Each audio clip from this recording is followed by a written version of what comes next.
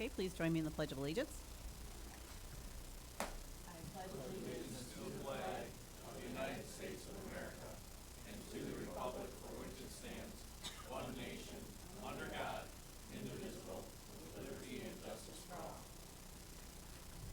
Jerry, please do roll call.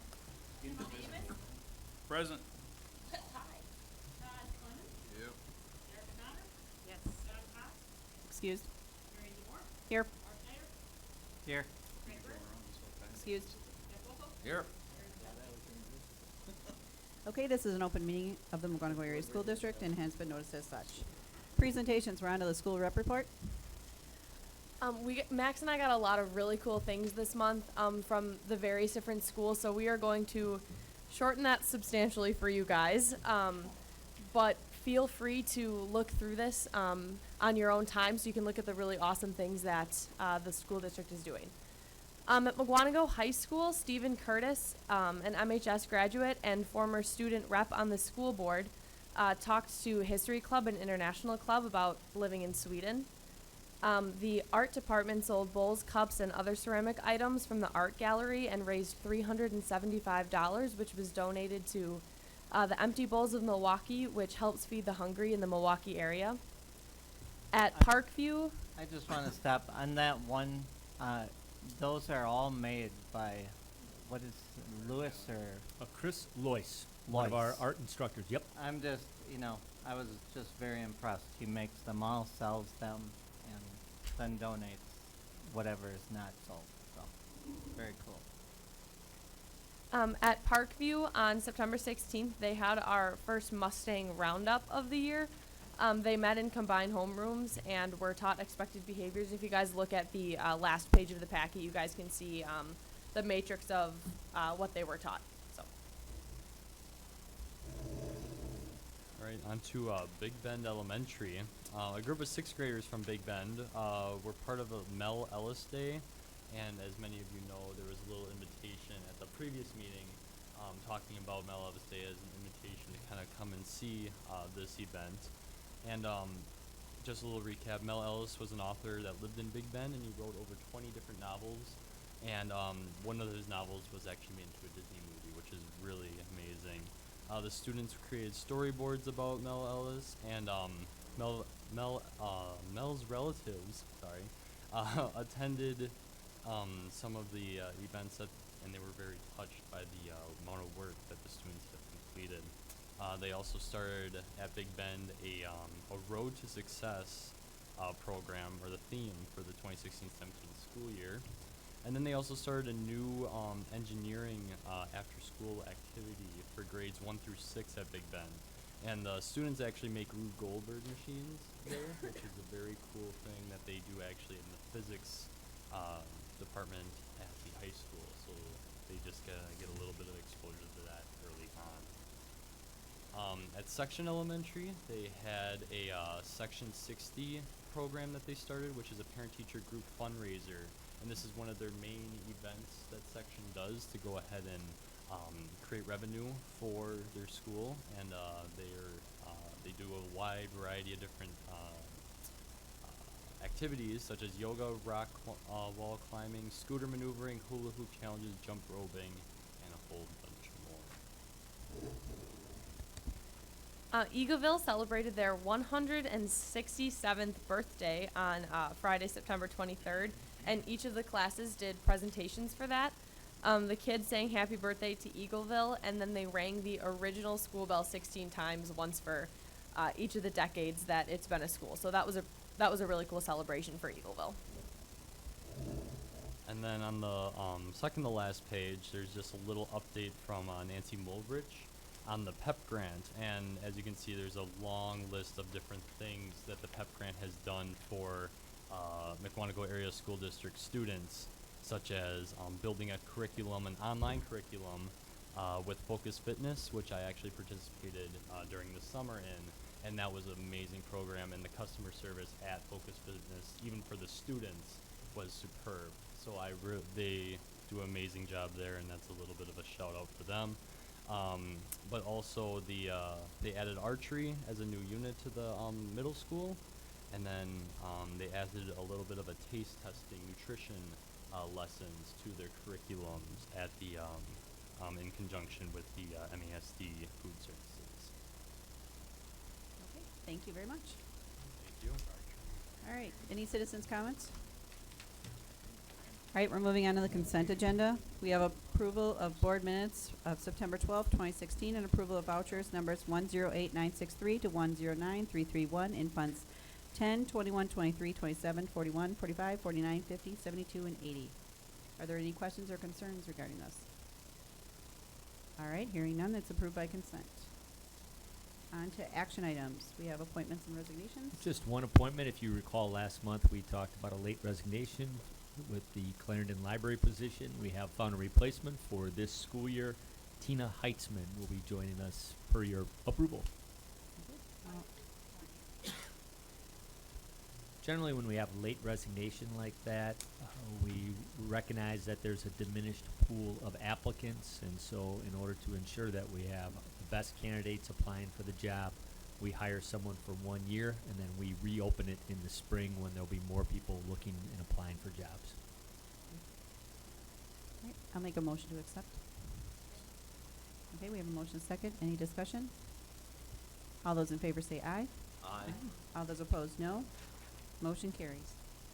All right, on to committee reports. We have the Learning Committee, the MHS graduation rate, and alternative education programs. Yep, so Nick Reichoff and Ben Casso are here to talk about that. A long time ago, one of our board members, and I can't remember who, had asked about what's our graduation rate for the district. And so we're going to, it was Tim, okay, and we're going to share that information with you tonight, but also some of the programs that we have that really provide a personalized learning experience for our students at McGuanago High School. And we, of course, have some McGuanago High School students here that are participating in some of those programs. You can ask them questions.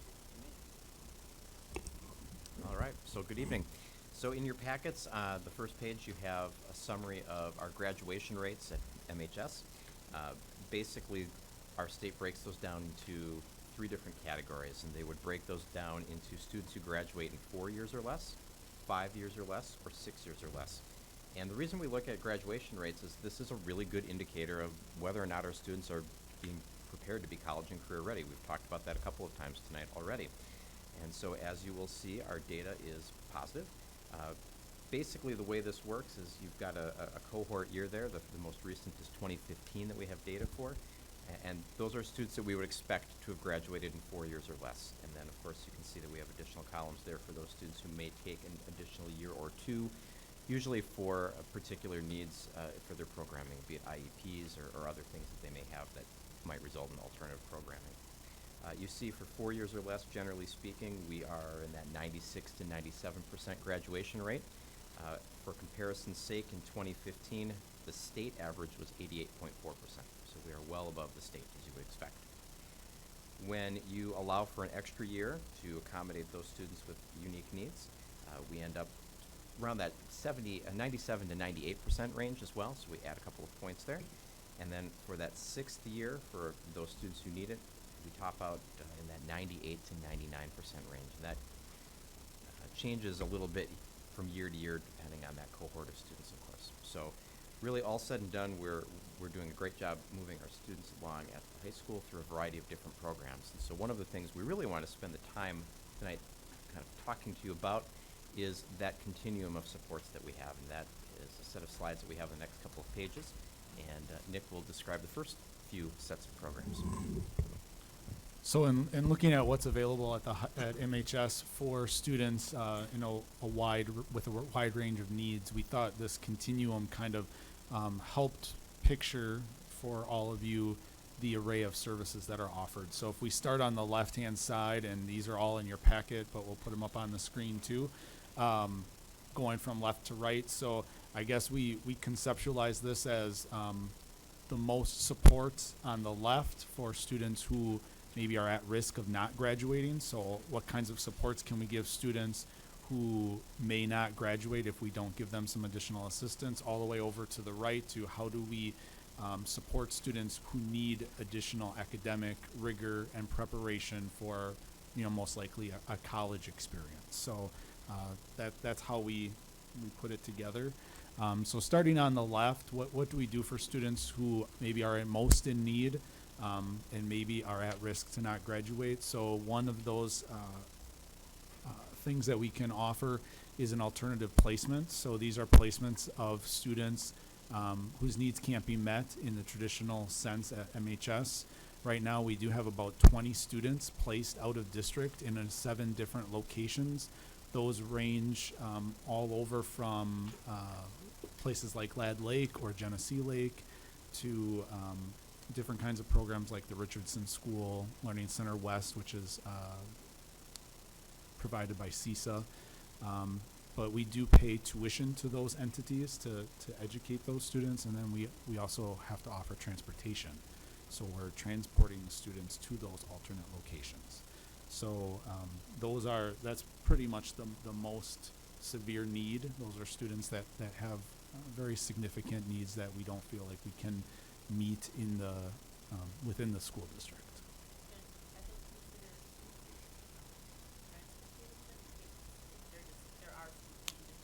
Right, there are students, and then we just pay tuition to those other places. So they're counted in our numbers. They're for all intents and purposes under our jurisdiction, but we enter into a contract with those other providers.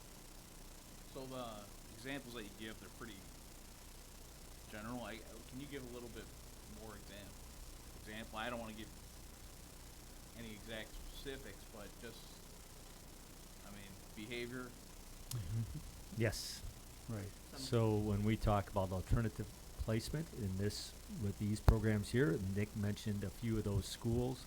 Those are usually students whose behavior is not acceptable in a traditional high school, and so we send them to an alternative placement.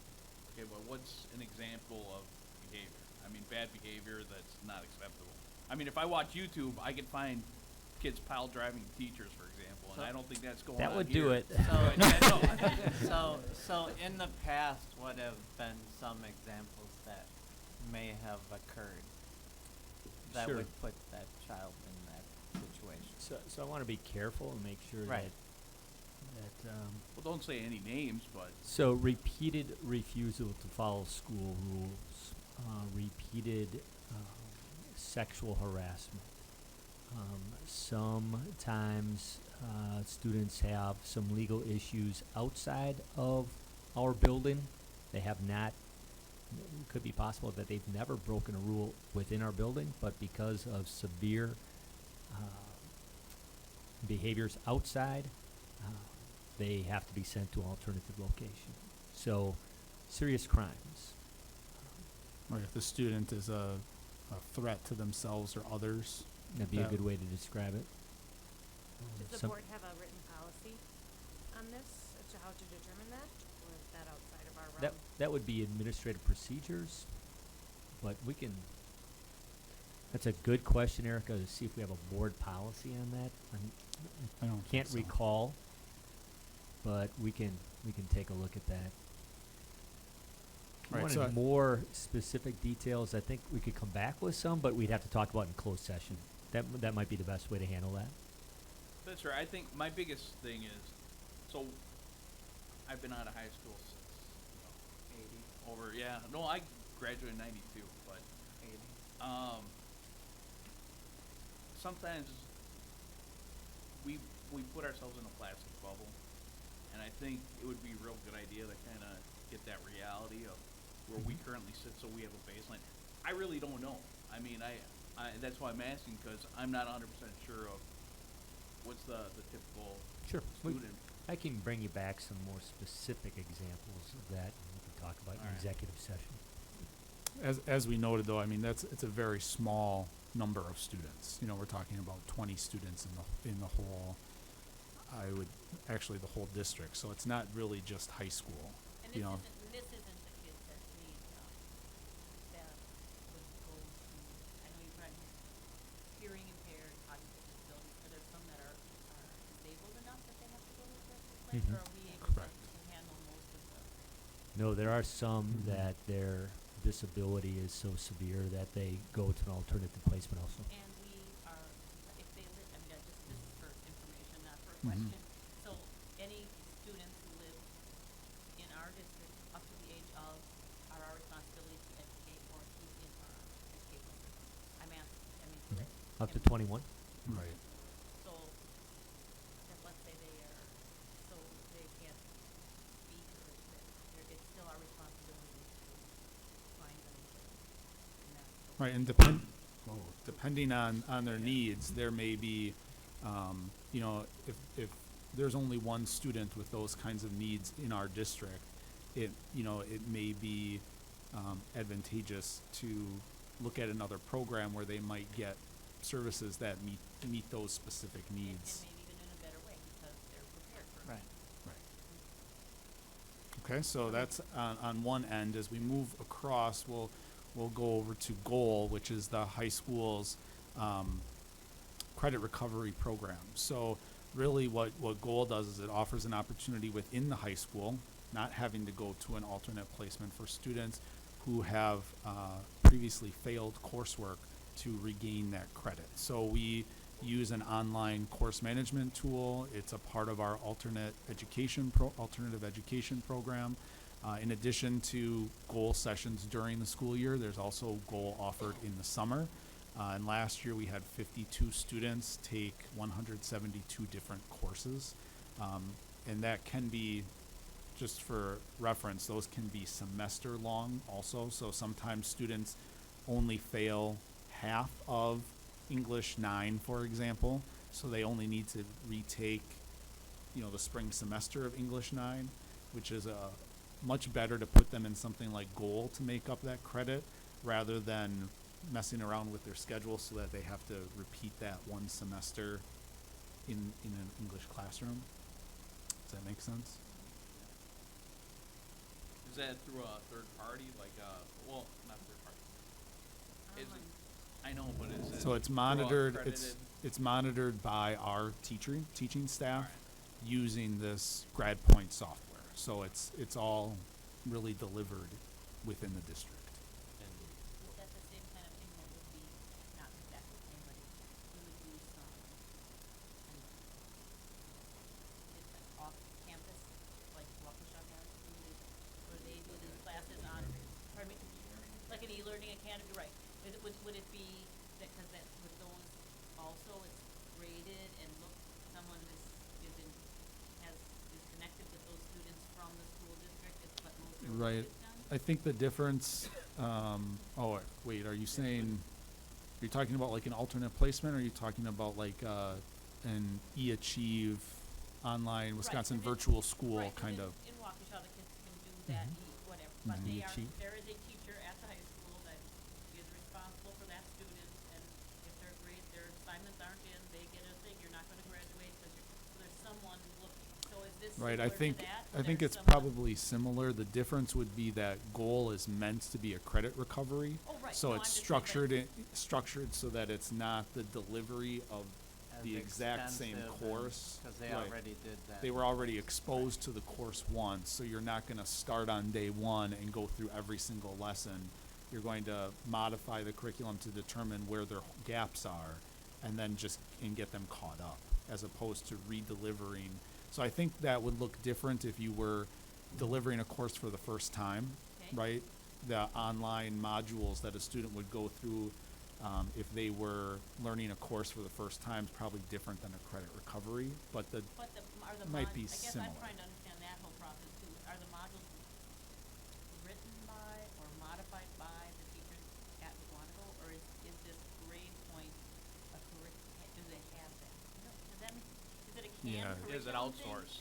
Yeah. Yeah, Or is it developed by our own people and they, it comes as a part of the GradPoint program, but I believe that it's modifiable by the staff member who's working with the student. So I can definitely check on that. you know, but you yeah, understand the no, question yeah, I'm right. So for the most part, they follow the curriculum that GradPoint. You could modify it, but we usually do not. okay, so we have a curriculum for us, do your exam, Mhm. your, English grading, 9, yeah. English 9. Okay, so there's a curriculum and there's certain outcomes that are required in order for them to pass. Are the outcomes of this grad point the same as the outcomes of our curriculum that they need to get in order to qualify? They're similar, but not exactly the same. Are they as rigorous? Are they as rigorous? With not Probably being not. as extensive, I can't imagine that would be. And Yeah, I guess it depends on how you define rigorous. Again, they're not going to start on day Right. one of the class and go through the whole semester and teach lesson by lesson. No, But the outcomes should they be as high? pretty similar. That's what I'm saying. I mean, as a Right. bar is high, a bar is high at the end for the second time around as they were for the first time, that they didn't make. Or do Yeah, we the lower the standard. bar so that Right. they can get through? I thought that they were based on the learning outcomes and standards. So We can get back to you on that. I research think that. if you would go ask the staff, you will get different opinions on that. Well, okay, The- if you have a test, okay, and you need to know the difference between a noun, a verb, a pronoun, whatever, okay, and they failed it, they couldn't do it. So now we do this again, can they pass the noun? Yes. That's not Mhm. that, Yes. I'm not asking, you know what I'm saying? The things that we need to have them know before they leave, do they Mhm. know it because they did this? I would say that they are certainly going to know the basics. I think it's distilling those objectives down to what's most important.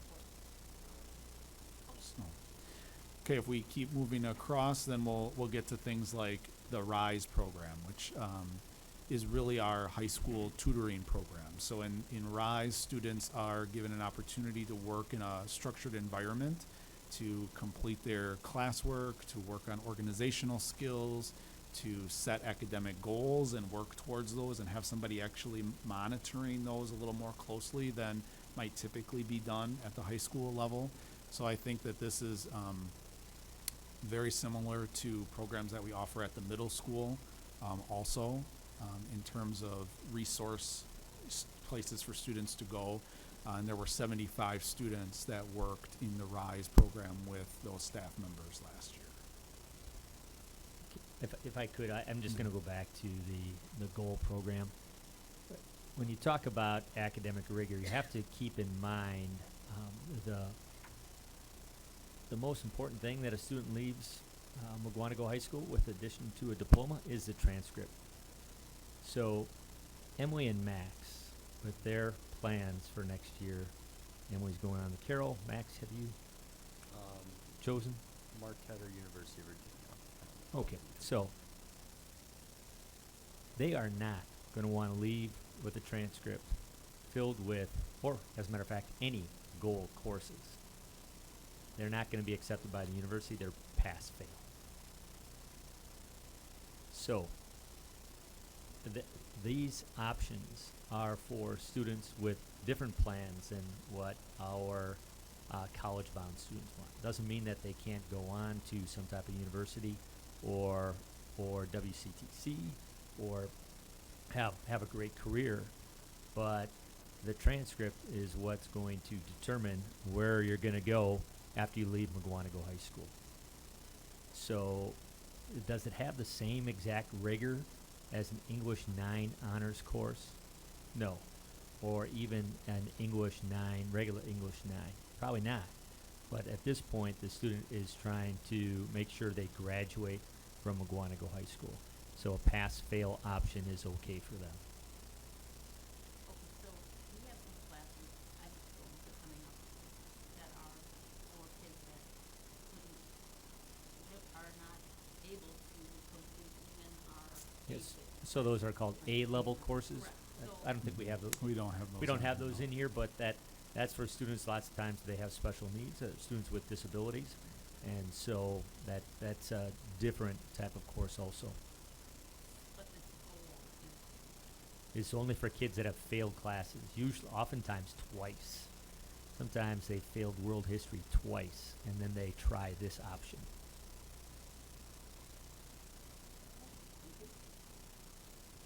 So, and this is kind of in between the goal and the rise. So between these two programs, to me, it kind of seems the line in the draw, or the lines drawn in the sand between what's reactive and what's proactive, with Mhm. intervening with students. I guess, how are these students identified? that's really the big question I have, because really, at the end of the day, when we talk about this 2% that doesn't walk away with a degree in 5 years or less, I mean, that's 8 students. That's correct. So I'm kind of wondering, how are these students identified, Sure. and how are we, So for the goal program, they're identified obviously by failing courses. well, For the RISE program, often that's mainly for freshmen and sophomores, and they're identified already in 8th grade. Students that have struggled with organizational skills, so they're recommended by 8th grade staff to our guidance counselors, and it's an option that parents have to approve actually for their son or daughter to be in it. Then also they're identified as they go through the first second quarter of their freshman year. Those students that are failing or danger of failing courses, lots of D's or a few D's, they get put into RISE also. So usually those are the ways that you get into that program. Some parents request it, and we've honored that if there's space. Academic Resource Center, the next one, that's open to anyone that wants to go get some extra math help during their study halls.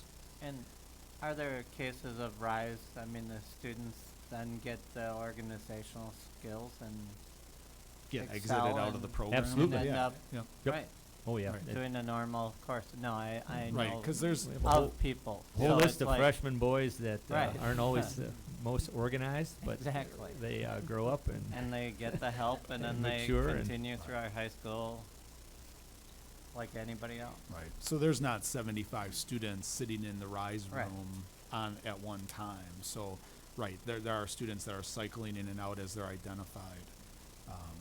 So I think Tim, the line is right here between the two, right? Between being reactive, which we have to have programs that we do react to the needs as they come, but then we obviously want supports that are proactive also. So I think that is the line. So from here on out, it's more proactive, and then I think it kind of flips again on the top end where we're, also reacting to students' needs and interests when we get to things like AP, right?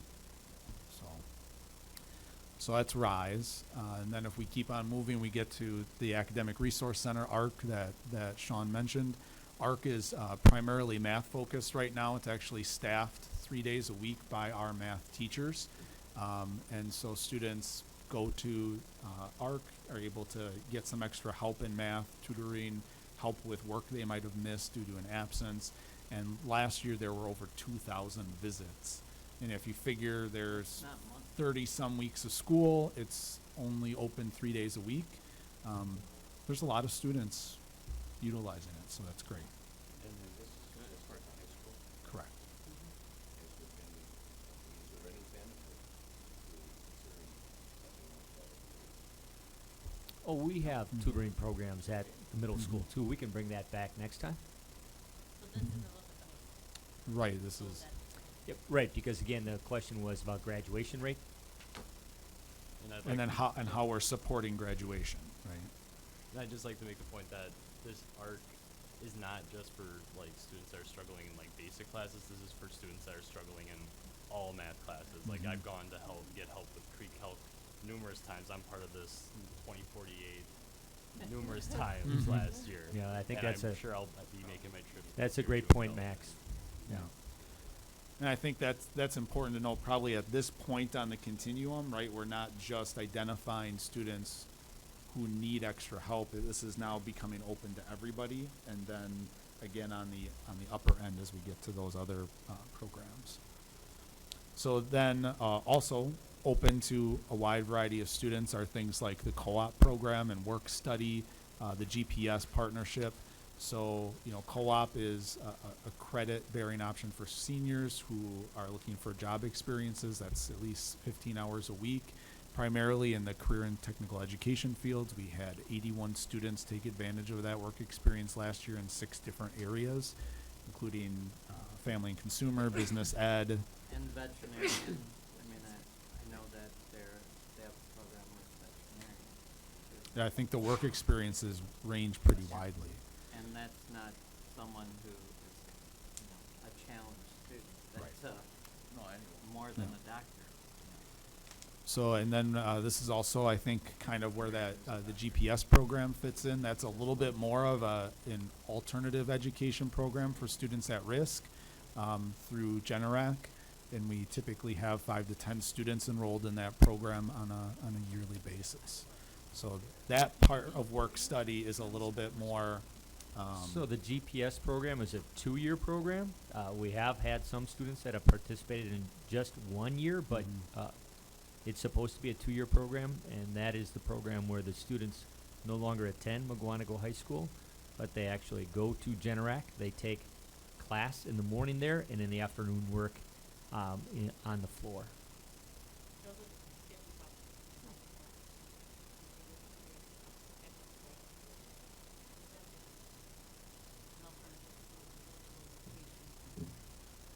Generac right there. I They don't, have students right at Generac. Yeah. right. They don't- I don't know what we were talking I about. had some kids come by me, and they went to this alternative school, so they did school, and then they came by me to do service. And a couple of them were from here. That And they said, and at the time they said that had they not gone to this place, I don't think it was Generac now that I'm Okay. thinking about it, that they would have not made it. So that was, I thought, oh. Yeah. So then beyond work study, Ben's going to talk about coursing. And rather than proactive and reactive, I'd actually like to consider these options as interactive, because really the students are beginning to engage. These are students who really are engaging in what their future is going to hold beyond MHS. So course options and youth options are both statewide programs with some distinctions between the two. Course options allows our public school students to take up to 2 classes offered in other public schools, colleges, universities, generally things that we, for whatever reason, are unable to offer at this point. So things like digital imaging, Chinese 2, those are the types of things that our students have taken through course options. And you see last year we had 24 students who took a total of 31 different courses between them. Youth option is also a statewide program, and this is only for juniors and seniors, and allows them to take post-secondary classes that we don't offer at MHS. So think of that really super gifted math student who exhausts all of our math courses at MHS. And our next step is really to offer them something at, say, Whitewater, for example. They are allowed to take that class and get college or university credit, and that is through our expense. In both of those cases, it's not like in the prior cases where we had it's on them. Correct. Correct. Are there ever exceptions to this junior and senior rule? Probably not if it's statewide.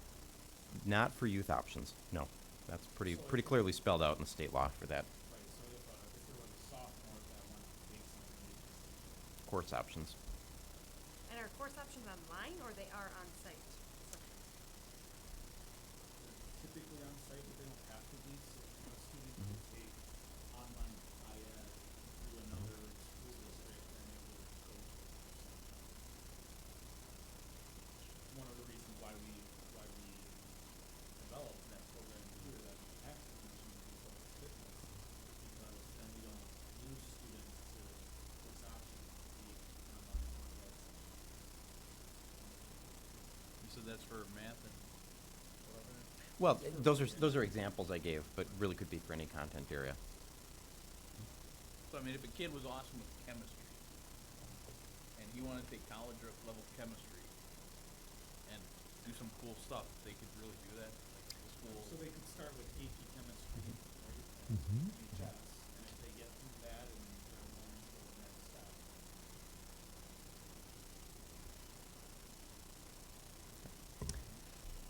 So the next option we have further over is dual enrollment and transcripted credits.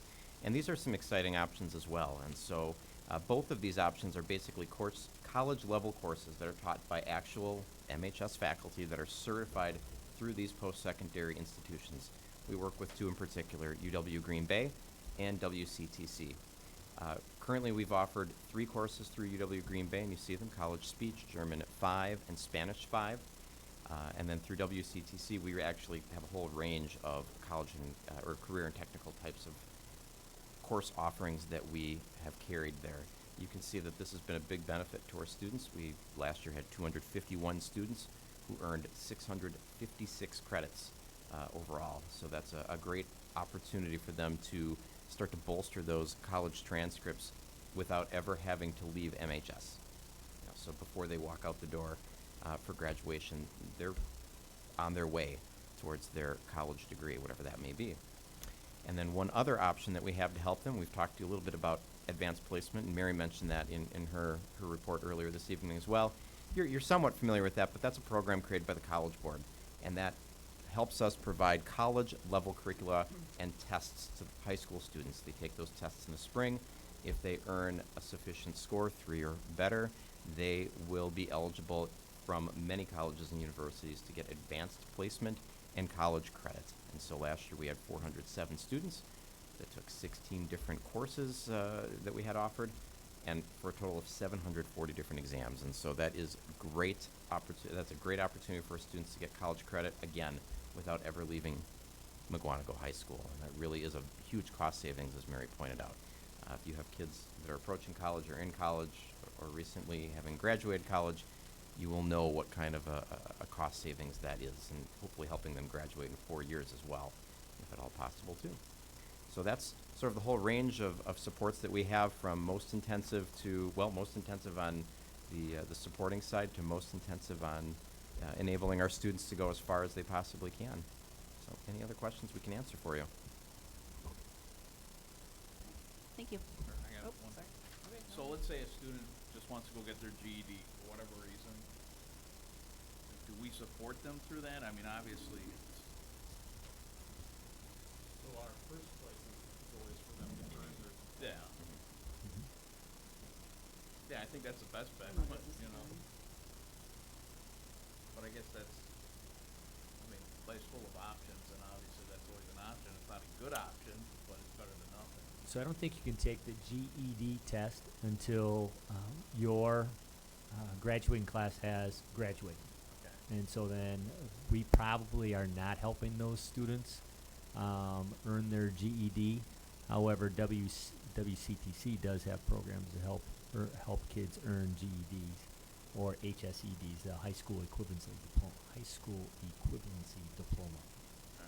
So actually, I have an article on that. I can bring back some more information about those two programs.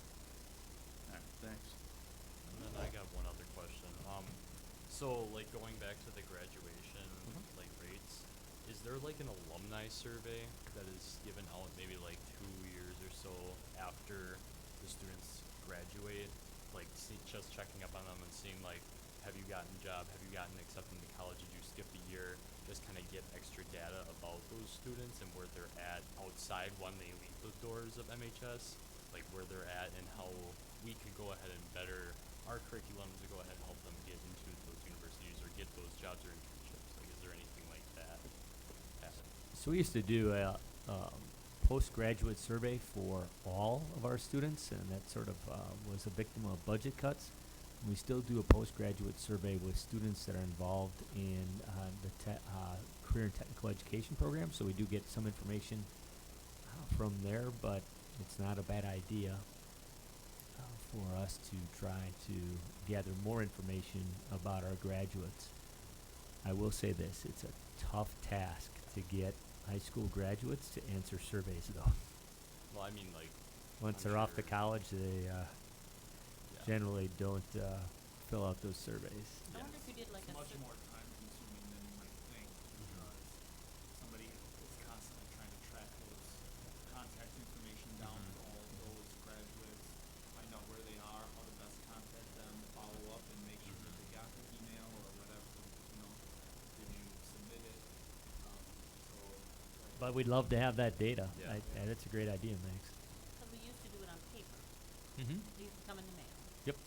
So, but maybe now, like with the survey monkey or something like that, with this generation, maybe we have a better, and I don't know, other districts are, and I'm not saying we should or not should, but if we keep track of those, then when they do reunions and things, they have, you know what I'm saying, they kinda have, they can contact us. Something we can take a look at. So you have to have like a get entered to win. Yes. Right? Yeah. Fitbit. I think we own file cabinets or something. giveaway. Yeah, we have those. All right, any more questions? All right, thank you. All right, we're moving on to Finance and Thanks, guys. Facilities Committee, MHS project update. Just want everybody to know that we do have some more information on the website now. And we're trying to get the word out on our progress. All right, and then the 2016-17 budget update. Yeah, I provided everybody an update there. So when we went through our bond rating for the first $39.5 million, we were asked some questions about our old board policies that we had prior to the Neola conversion. And one area where we didn't live up to our board policy was to provide just timely updates about the state of actual to expected expenses and revenues. So I just did that for everybody there to give everybody an idea as to where we stand today for the budget that we just took a look at there. Tonight, about how much we have spent to date, how much fund balances remain to date for 16-17. So it's pretty early to really draw any conclusions on it, but this is a typical thing that's done throughout districts, so I'm just doing that here as well. Okay, thank you. Any questions for Tom? All right, moving on to Personnel Committee, School Resource Officer Agreement. Sure, so I provided that for you. Just wanted to make sure you had that information. I know we had some questions about Jason Steinbrenner, if he would be continuing with us, and for at least until January 1, he is going to be doing that. Any questions? The only question I have is there anything that the board wants to do in the form of any suggestions or anything? I've worked with Jason for a long time. I worked with the prior officer, and the difference is incredible. And the fact that our kids, that are 5th graders, you know, in the Braves, that we have them working with the high school liaison officer for, you know, back then, and then they get into the high school and they have someone that they recognize and can trust. And, you know, I think that's where these other districts end up in a problem when some threat or something is out there, and, you know, nobody knows exactly how to get that relayed to the authorities, or is there somebody I can trust? I for one think it's very valuable that he is continuing in our schools, just for the kids' sake. So, Are you looking for something to appreciate? So I'm just wondering, you know, if we want to do anything as a group, I mean, I know each one of us can do it individually. So I just was curious what anybody else's thoughts were. I could organize that. That's something the board would like to, yeah, a thank you and a appreciation gift is what we're doing. Well, yeah, and trying to, you know, I personally just think it's a very good thing to keep it steady. This guy is, he's in my opinion, he's a valuable asset to the high school. I'm trying to not use any. Can I ask a question? Is he a district liaison or is he a high school? So the school resource officer spends the majority of his time at Mugwanago High School for obvious reasons.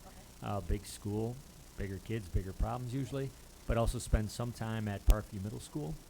So it As gets well as elementary schools. Well, that's Some. yeah, it doesn't spend a lot of time Right. at the elementary schools. So we only have one elementary school in the village of Mugwanago. So remember, this is a cooperative effort between the school district and the village of Mugwanago.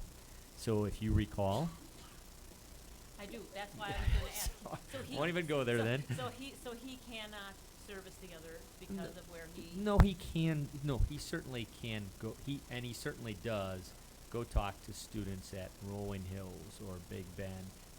And another great example is he helps out with our principals and their emergency lockdown drills at all the buildings.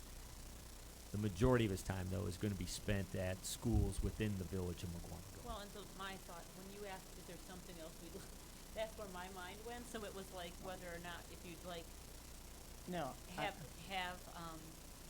a day or something where he would just, or when they had a personality lunch day, that he would go and be in the lunchroom and eat with, like, each of the elementary schools on one, you know, they had those mix-up days. Yeah, sure. Just so that, like you said, cause from working with just some other situations in my life, it really does make a difference. There is No, a I agree. community, The continuity. that's right, and then they Yeah. go and they, oh, that's the same guy, so that's why I just, you know, just once a year, whatever. Believe me, he loves to go to all the buildings, and if invited, he certainly would go eat lunch with the Big Bend elementary students. I So he mean- definitely goes to other Yeah. buildings. Now remember that those other elementary buildings have relationships with their police departments within their municipalities. So Big Bend has a relationship with the Village of Big Bend Police Department. Same thing in North Prairie at Prairie View Elementary. They have a relationship there. Eagleville has a relationship with Waukesha County Deputy. And so, So we're the only ones. But yet, no, he has to coordinate, you know, for the drills and things with all these police forces.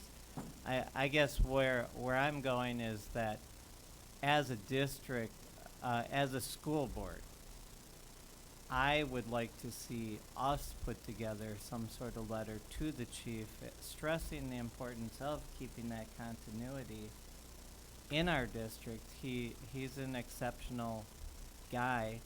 He is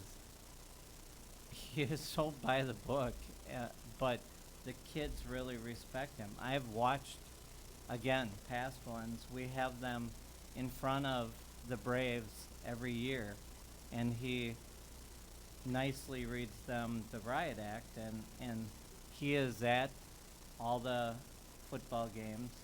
He has that interaction with them, and if there's something that happens, I mean, I've seen it, where those kids go, they know Jason, and they tell Jason, and Jason is respected by these kids because how many years has he been here? 6 now. 6. Mhm. So, you know, those 5th graders are now, you know.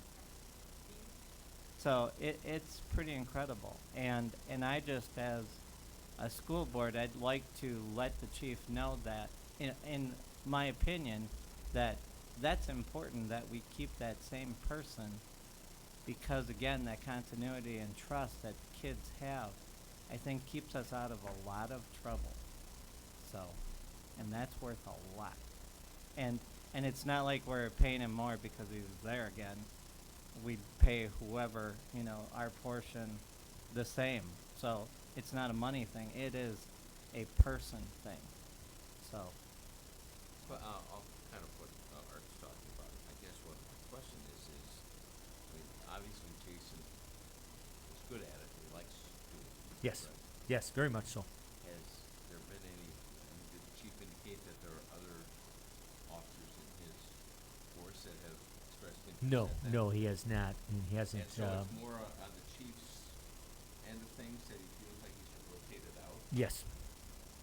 But if there's nobody else that necessarily expressed Change. interest in doing it, then, Then Jason would stay. okay. And and that's where I would like to try to be proactive and have an opinion in that, because change for the sake of change, especially when you're talking about trying to get kids' trust, and you know, I'm in a program that we work with like 330 5th through 8th grade boys. You know, there's a couple of girls, but boys, and I'm sorry, but they tend to be the ones that it's nice that they heard from him when they were a 5th And grader, s- and they follow through with him. And they're at all our home games, and they see him, and it's a And relationship. I've seen him at all the Yeah. basketball games. Oh yeah, he goes to all sorts of games and doesn't get I paid agree for with that. Art that ideally, from our end, I'd like to see Jason still there. I think one thing we gotta remind ourselves is to be careful, and I'm not disagreeing by any means, but I live in the town of Vernon. I mean, I really just found out about what's going on with that. I mean, I didn't know that they're looking to swap them out or whatever. But I think we should be careful that we don't cross the line, because we do represent multiple communities, and that our jurisdiction ends at this point. I think I don't see a problem recommending, you know, our thoughts, or throwing out our thoughts, but more, I mean, I don't see nothing wrong with rotating people out. I really don't. But there's good and bad to everything. It's Yeah. all relative. Well, I think when it comes to police forces, and it goes right down to the policing the communities. You know, when you have, you know, the big thing is, I don't know what the catchphrase is, but people on the streets building those relationships, so they come to them when there's an issue or whatever.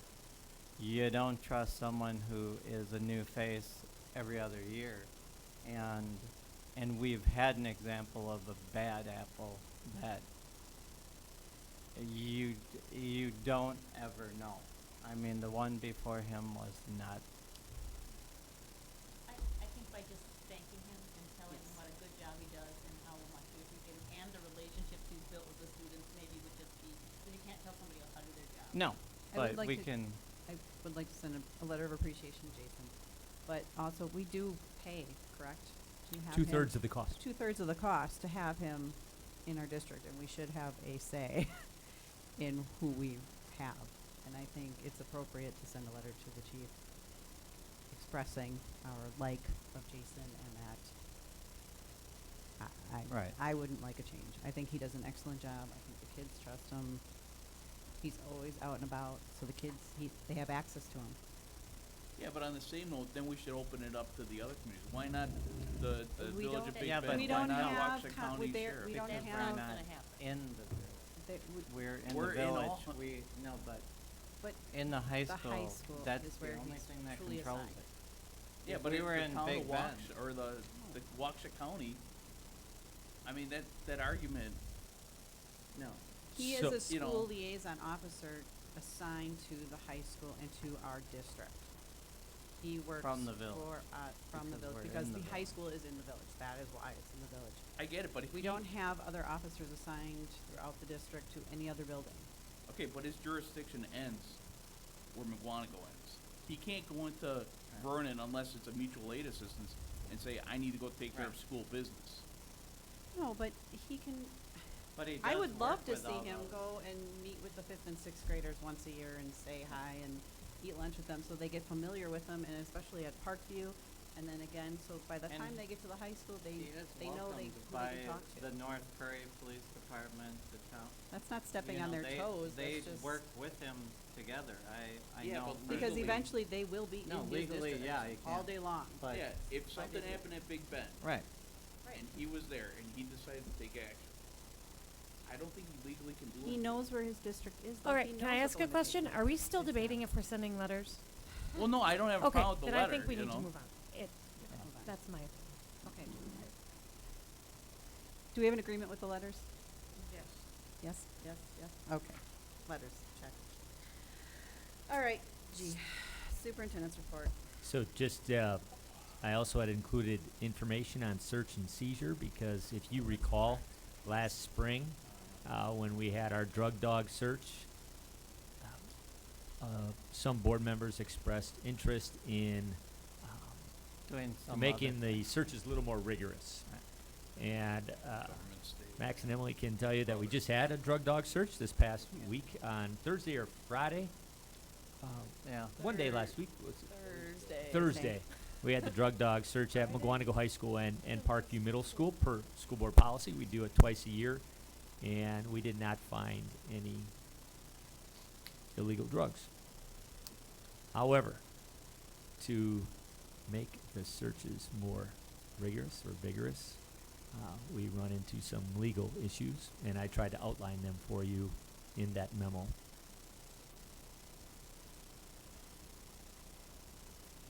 And so I don't know how you want me to proceed.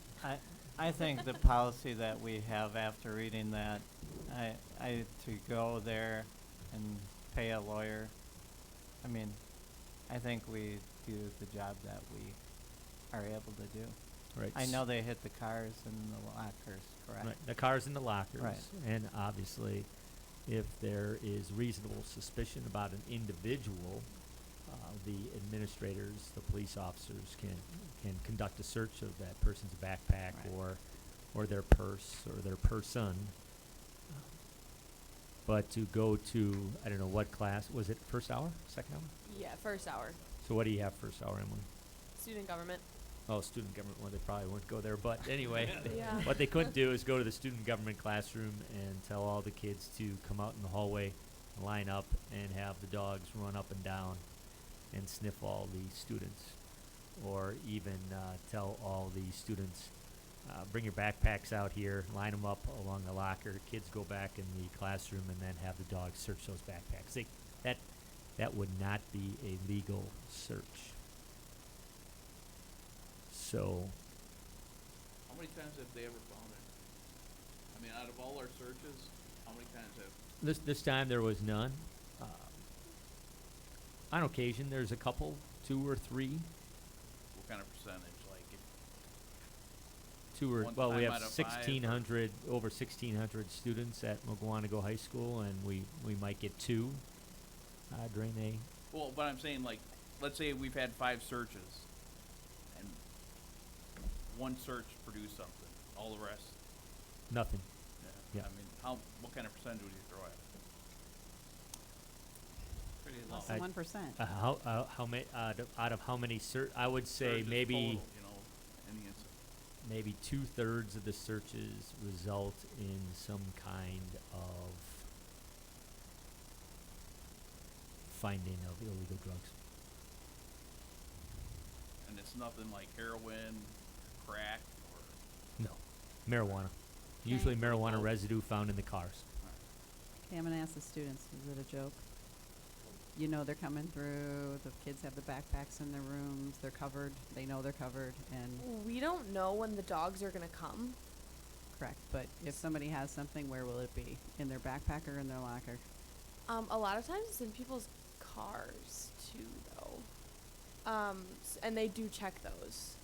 So I think I think the fact that the kids know that it could happen at any time helps prevent things. Okay. Maybe? I think on the basis of repetition, that they would probably, if they were to go ahead and have legal drugs or legal contraband on campus, they would probably keep it on their person rather than keep it away from themselves. They would rather keep it close because they know, okay, if the dogs are running through, we're not going to check the classroom individually. And like Mr. McNulty just said, you know, if it's they can't have the students, you know, line out, run the dogs in, then run the dogs in the classroom, try to find that it's against their rights of some sort. So We probably have more students that are reported to Jason Steinbrenner by other students. Okay. And that's more common than finding drugs via the dogs. Okay, I just heard this a couple of years ago, but I don't know if it's true or not. If a student would report another student, and they'd find drugs or whatever, Mhm. and a ticket or whatever was issued, that student who reported them would receive $50? Up to $50, right? Up to 50, okay. That's the quick 50. Just heard it in passing and went, So- oh. Interesting. We Didn't pay have that one. out, or what? No. So no, I'd have to confirm that, but think I that's- believe that's a grant through the police department. Police department, 'cause they're gonna make money too. Now The we, person, they're just giving them a portion. now we have paid out rewards for students giving us information on other crimes. So if there's some vandalism, for example, sometimes we offer a reward. Someone steals a set of keys, there's a reward, you know, that kind of stuff that we might pay, the district would pay. Right, any other questions? All right, superintendent's report then. Okay, I can go real quick on this. From my notes, I'm sorry.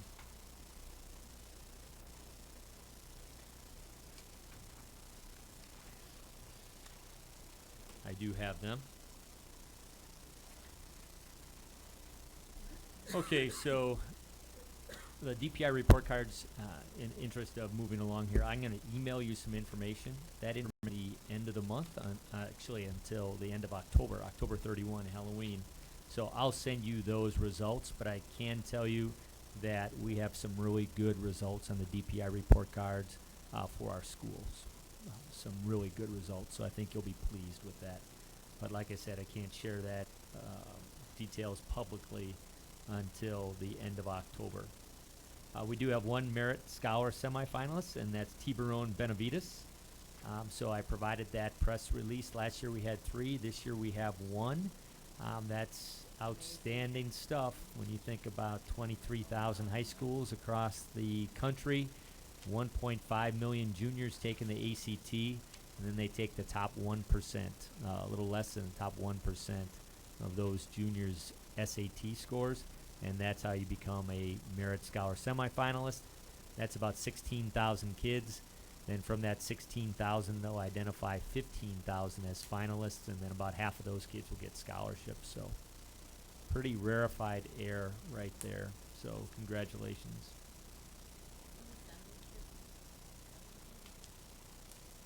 Pardon? Nestle Crunch Bar. Somebody send them a congratulations. High school? I'm guessing the high school does. I'll find out though. Yeah, that's a good question. Coming.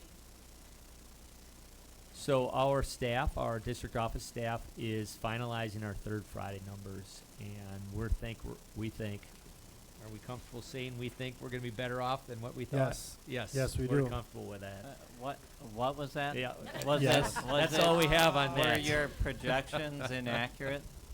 So we knew that For Art a would be good- thrilled with that, and that's another email that you'll get, so we don't have to listen Okay. to Art. Thank you. So- We all appreciate it. But it does look better than what we thought, so Art was correct.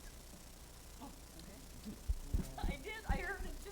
And then in my email to you last week about the OECD test, I gave you some information about that, and I also included just an article about that in the packet here. Someone had mentioned I did, that's some the article interest. I saw. Okay, and so that's what I thought. That was probably the article you had seen. And so, do you want us to continue to explore that or not? I would like it to, if nothing else, those kids that are in that, I mean, it's individual, it's not like we have to look at it, you know what I mean, let the kids know, I don't know how expensive it is, first you have to see. So I check that all included out. that in the email. It's $12,000.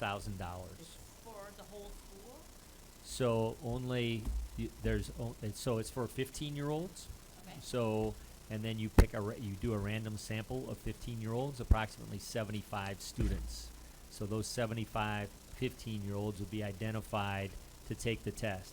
Then you have to ask them and their parents if they're willing to do it.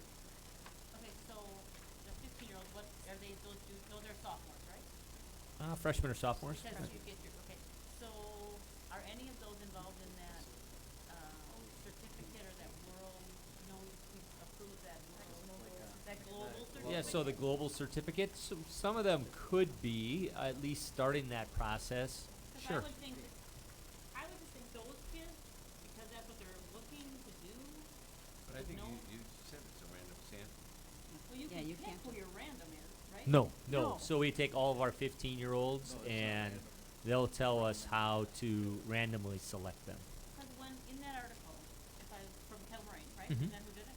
They said some of they had certain, like their AP kids or whatever. It wasn't like totally random. Oh, differently rendered? Yeah, it'll have to be it's a random sample. Random. So some of them will be AP. Some of the students that will be identified will eventually take AP courses. No, that's not what I'm saying. I'm saying they started with a certain demographic or a certain few, and then they expanded it out from there. I'm not trying to find the article now. I can't see it with my It's on contact. page 21. It'd be nice if you could just Serious take your exam. AP kids to take the test. No, I'm What testing is this about? So it's the OECD test, which is a test that's taken across the world by 15-year-olds. And so it's a good way to measure how your students are stacking up against the rest of the world. Is that the same as that PISA? Was that That's what the that same was? thing, It's yes. the same Yeah, thing, okay. yeah, Max. It's the PISA test. Our kids are tested enough, and I'm not interested in giving them another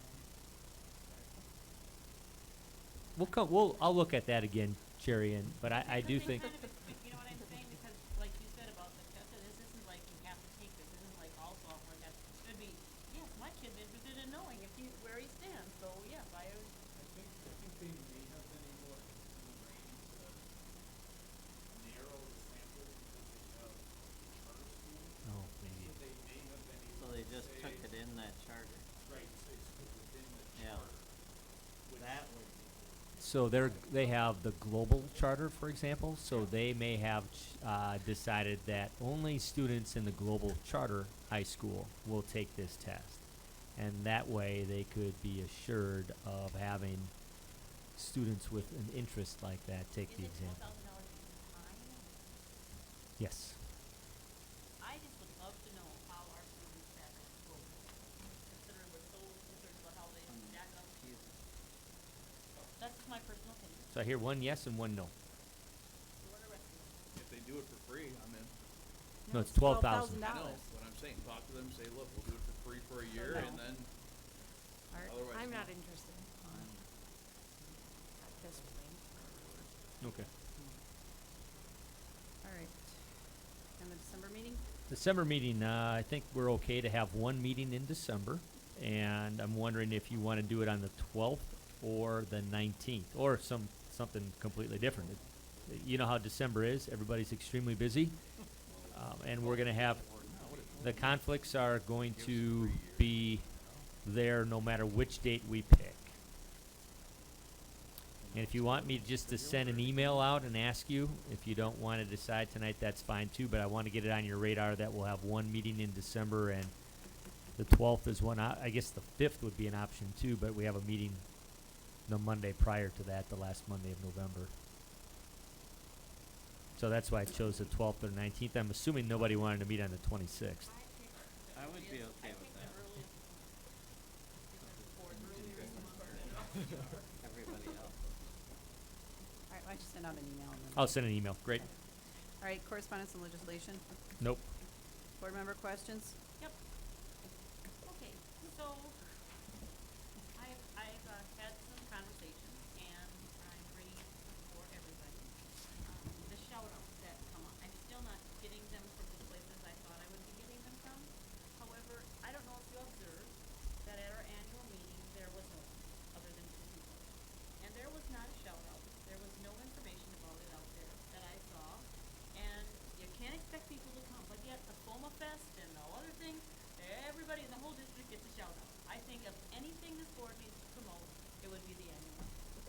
Actually, I had thought that I was talking to Erica and I was going to bring that up to Julie earlier, but she was having a discussion with the principal, and so I left and I was going to text her, and then I got busy and forgot about it.